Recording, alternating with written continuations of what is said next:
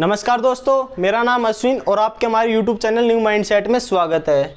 दोस्तों, हम सबको एक प्रॉपर फाइनेंशियल प्लानिंग के लिए हमारे गोल्स तक पहुंचना बहुत ज़रूरी है। आपको ये पता होना चाहिए कि आज के 30 साल के बाद आपको कितने पैसों की ज़रूरत पड़ने वाली है। तो आप उसी हिसाब से आज से ही अपनी सेविंग्स करनी स्टार्ट करिए, इन्वेस्टमेंट करनी स्टार्ट करिए और रिटायरमेंट प्लानिंग करनी स्टार्ट करिए। जैसे कि मैं फाइनेंशियल प्लानिंग की बात कर रहा हूँ तो बहुत सारे लोग टेंशन में आ गए होंगे और बहुत सारे लोग फाइनेंशियल प्लानिंग इसलिए नहीं करते क्योंकि वो इसको कॉम्प्लेक्स समझते हैं, ज़्यादा पेपर वर्क समझते हैं और टाइम कंज्यूमिंग समझते हैं। इसलिए बहुत सारे लोग इसको अवॉइड कर देते हैं और सोचते हैं चलिए छोड़िएगा, हम अपना कुछ पैसा म्यूचुअल फंड में SIP के थ्रू इन्वेस्ट कर देंगे और बाकी पैसा हम बैंक में FD में इन्वेस्ट कर देंगे, जिससे कि वो लोग बहुत सारी वेल्थ क्रिएशन की अपॉर्चुनिटीज़ खो देते हैं। तो मैं आज आपके लिए बिल्कुल आसान कर दूंगा फाइनेंशियल प्लानिंग, जो कि आप महीने में कुछ ही मिनटों में आप अपनी खुद की फाइनेंशियल प्लानिंग खुद कर सकते हैं। तो मैं आज आपको बेसिकली 6 सिंपल स्टेप बताने वाला हूँ फाइनेंशियल प्लानिंग के लिए। तो हमारा जो पहला स्टेप है वो हमारा सेविंग, जो दूसरा स्टेप है लोन्स, जो तीसरा स्टेप है वो इंश्योरेंस है, जो हमारा चौथा स्टेप है वो इन्वेस्टमेंट प्लान है, जो हमारा पांचवा स्टेप है वो टैक्स प्लान है, जो हमारा छठा स्टेप है वो रिटायरमेंट प्लान है। तो दोस्तों, हमारा जो पहला स्टेप है वो सेविंग्स। तो इसमें आपको एक बेसिक सा रूल याद रखना है कि आपके घर का खर्चा कितने रुपए में चलता है, जिससे कि आप अपने बच्चों की फीस पे कर सके, आप अपने मंथली बिल्स पे कर सके और आपके घर का राशन का खर्चा पे कर सके। मतलब कि आपको अपने सेविंग अकाउंट में उतनी सेविंग रखनी है जिससे कि आपका घर 6 महीने तक सेफ चल सके। सपोज कि आपका घर का खर्चा मंथली 20,000 रुपये है, तो आपको 20,000 का 6 गुना मतलब कि 6 महीने तक आपका घर सेफ चल सके। मतलब कि आपके सेविंग अकाउंट में 1,20,000 रुपये होने चाहिए, क्योंकि कल क्या पता आपको क्या हो जाए और आपकी जॉब चली जाए और आप, ताकि आपके पास 6 महीने का खर्चा आपके पास सेविंग अकाउंट में है तो आप 6 महीने तक अपनी अच्छी जॉब आसानी से ढूंढ सकते हो। जैसे कि रिसेंटली बहुत से स्टेट में कोविड-19 की वजह से लॉकडाउन लग गया था और बहुत सारे लोगों ने इस सेविंग वाले स्टेप्स पे फोकस नहीं किया, जिससे कि उनको आज बहुत सारी दिक्कतों का सामना करना पड़ रहा है। जो हमारा दूसरा स्टेप है वो हमारा लोन्स। तो लोन्स 2 टाइप के होते हैं, जैसे कि एक अच्छे लोन्स, एक बुरे लोन्स। मतलब कि अच्छे लोन्स जैसे कि आपका हाउस लोन हो गया, जिसमें आपको 8% तक का बेनिफिट मिल जाता है, वो आपका अच्छा लोन्स में आ जाता है। दूसरा आपका बुरे लोन्स, मतलब कि आपके खुद के पर्सनल लोन्स हो गए जिसमें आपको 12 से 14% तक का इंटरेस्ट पे करना पड़ रहा है। तो आप पहले सेविंग करिए और उन लोन्स को चुकाइए जहाँ पे आपको 12 से 14% का इंटरेस्ट पे करना पड़ रहा है।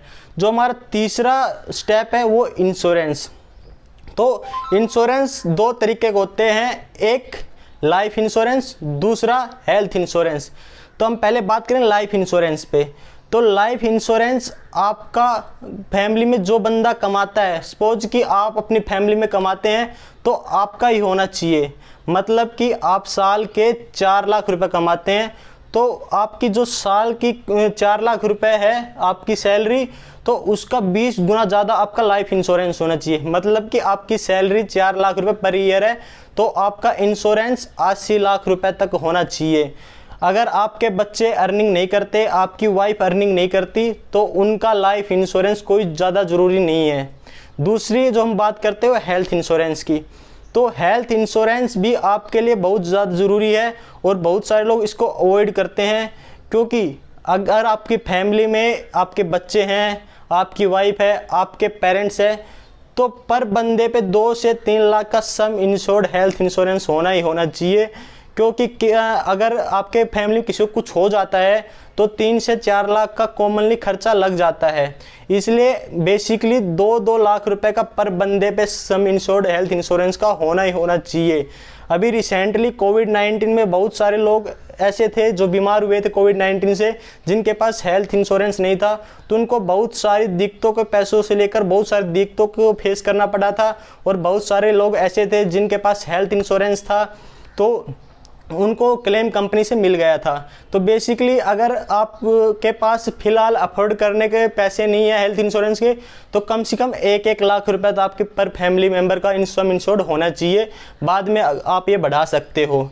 जो हमारा चौथा स्टेप है वो हमारा इन्वेस्टमेंट प्लान। तो आप इक्विटी के थ्रू म्यूचुअल फंड में इन्वेस्ट कर सकते हो, स्टॉक्स में इन्वेस्ट कर सकते हो, और आप अपना कुछ पैसा गोल्ड्स में भी इन्वेस्ट कर सकते हो। तो हमारा जो 5वां स्टेप है वो हमारा टैक्स प्लान है। मतलब कि टैक्स प्लान उन बंदों को ज़्यादा ज़रूरत है जिनकी सैलरी 6 लाख से ज़्यादा है। अगर आपकी सैलरी 6 लाख पर ईयर से कम है तो आपको बच्चों की स्कूल की फीस का रिडक्शन मिल जाता है, हेल्थ इंश्योरेंस, लाइफ इंश्योरेंस का रिडक्शन मिल जाता है, और काफ़ी टैक्स प्लानिंग का रिडक्शन मिल जाता है। अगर आपकी सैलरी 6 लाख पर ईयर से ज़्यादा है तो आपको थोड़ी सी टैक्स प्लानिंग की ज़रूरत है।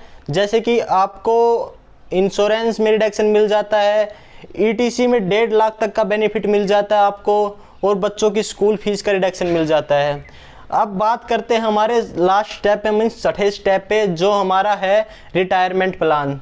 तो रिटायरमेंट प्लान भी बेसिकली बिल्कुल सिंपल है। आप एक अंदाज़ा लगा लीजिए कि आपका आज का खर्चा कितना है, और सपोज करिए कि आपको रिटायर होने में अभी 15 साल बाकी है, मतलब 15 साल बची हुई है।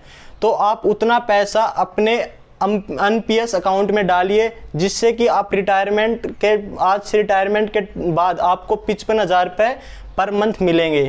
तो दोस्तों, आज इस वीडियो में हमने बेसिकली 6 फाइनेंशियल प्लानिंग के स्टेप्स पे बात की। आई होप कि आपको वीडियो अच्छी लगेगी। तो आप अपने दोस्तों के साथ ये वीडियो जरूर शेयर करिए। आप हमारे चैनल को सब्सक्राइब करिए, नोटिफिकेशन बेल को दबाइए, ताकि आपको आने वाली वीडियो का नोटिफिकेशन सबसे पहले मिल सके। चलिए अब हम मिलते हैं नेक्स्ट वीडियो में, तब तक आपका बहुत बहुत धन्यवाद।